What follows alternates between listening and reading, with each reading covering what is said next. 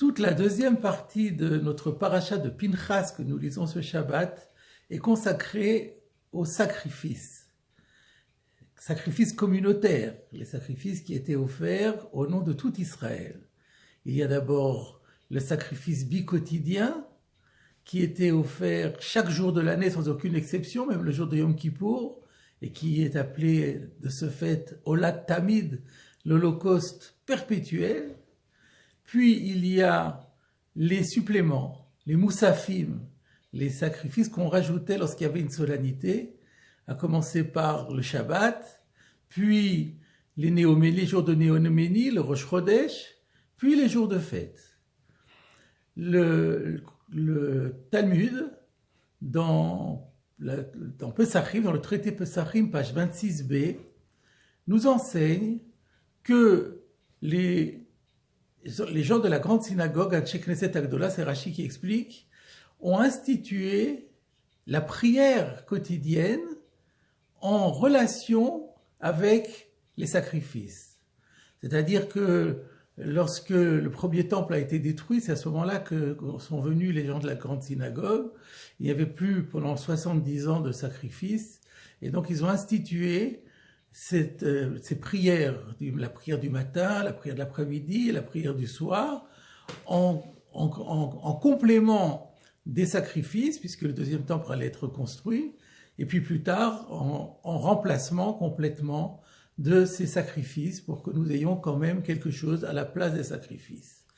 Cet enseignement est très connu, mais il y a une question à laquelle on ne pense pas souvent et qui est de dire mais quel rapport entre les corbanotes, entre les offrandes, les sacrifices qui avaient lieu au temps où le temple existait, et la prière, et le contenu de la prière, qu'y a-t-il dans le contenu de la prière qui puisse correspondre au sacrifice, à l'offrande des sacrifices? C'est une première question. Alors, parmi les prières, il y a aussi les prières des moussafim. Là, c'est-à-dire justement les prières supplémentaires que nous rajoutons lorsqu'il y a un jour de fête ou Rosh Chodesh ou Shabbat, en correspondance justement et en rappel de ces sacrifices supplémentaires qu'on offrait. Donc là, la question du lien ne se pose pas. Mais une autre question se pose.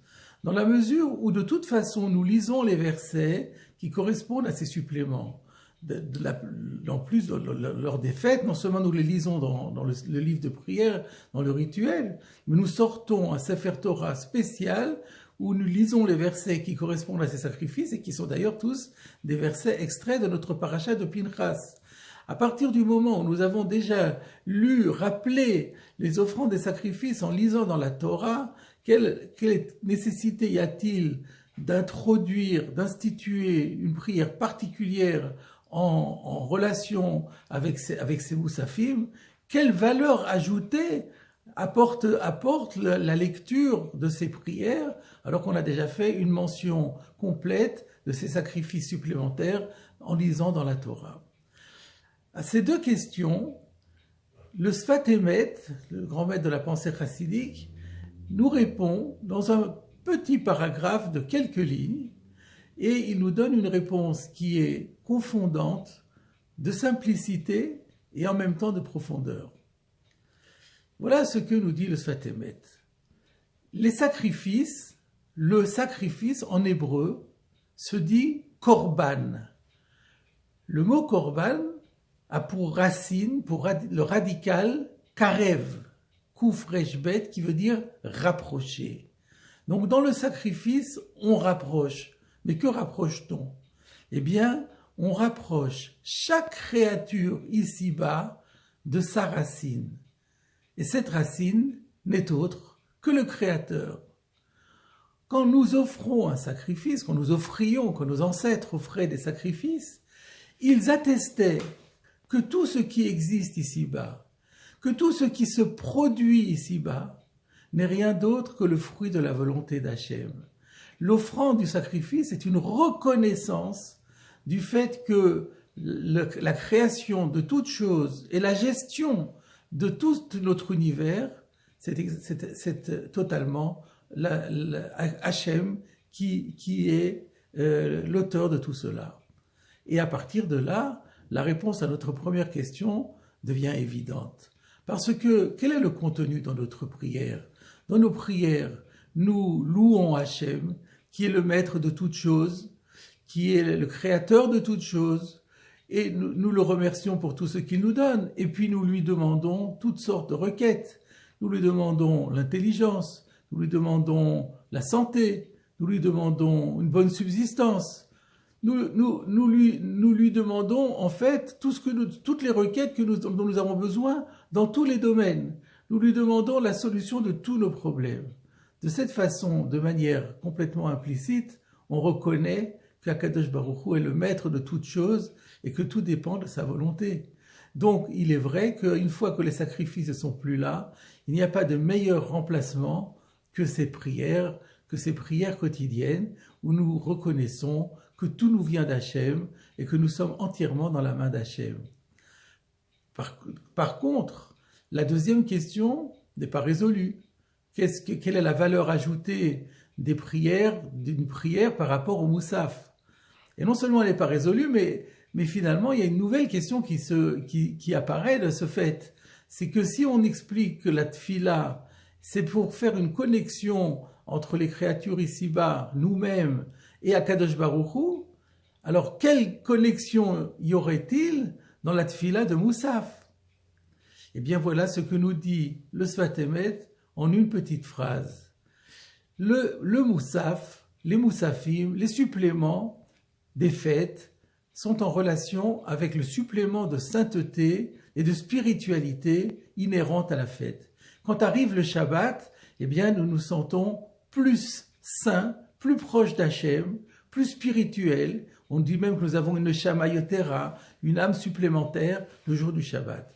Donc toutes ces fêtes-là sont caractérisées par des suppléments de sainteté et de spiritualité. Eh bien l'idée est que nous-mêmes aussi, lorsque nous, par nos efforts dans le service d'Hachem, nous tentons et nous arrivons à nous élever dans la spiritualité, à acquérir des nouveaux degrés de sainteté des spiritualités, eh bien, il faut absolument reconnaître que ces succès spirituels, cette réussite spirituelle, elle aussi, nous la devons à Hachem. Ne pas croire que c'est notre savoir-faire, notre talent qui nous a conduit à sa réussite. Bien sûr, il faut des efforts de notre part. Bien sûr, nous avons une part dans ce mérite. Mais s'il n'y avait pas Hachem derrière nous, nous n'aurions jamais rien eu. Donc, la tfila, la prière des jours de semaine, fait surtout référence à la réussite matérielle et à tous les bienfaits matériels dont nous sommes redevables à Dieu. Et lorsqu'arrive un jour de fête et que nous disons la prière de Moussaf, nous rajoutons un petit rappel, c'est que même dans le domaine de l'esprit, dans le domaine de la sainteté, dans le domaine du service d'Hachem, là encore, nous sommes redevables à Akadosh Baruch Hu. Eh bien, mes chers amis, dans un monde dans lequel on a tendance, nous sommes entourés de personnes qui ont tendance à rechercher dans les événements toujours pour les expliquer des causes matérielles. Il est important que nous nous rappelions que derrière ces causes matérielles, en vérité, la véritable cause n'est autre que Hachem.